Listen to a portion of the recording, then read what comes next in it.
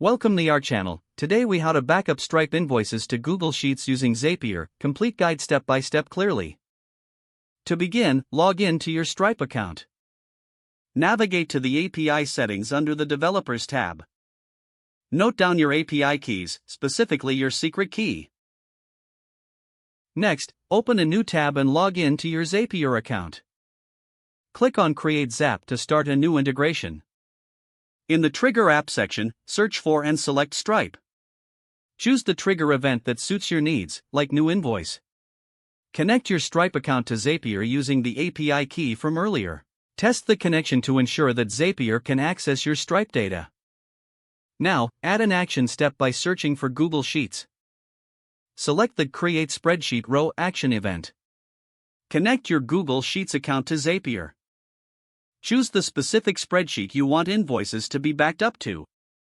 Map out the necessary fields from Stripe to your Google Sheets columns. For example, link the invoice ID, amount, and date.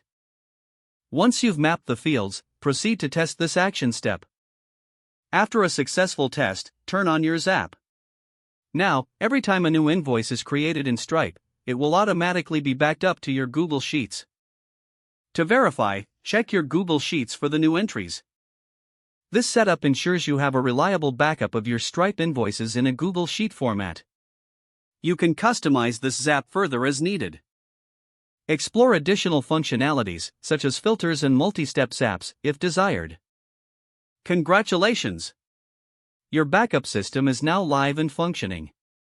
If the page does not load, refresh the browser or try again in a private or incognito window. Make sure you are using the correct email address, then retype it carefully to avoid small typos.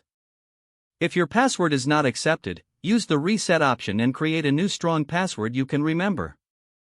Check your spam folder for verification or security emails, then complete any requested confirmation steps.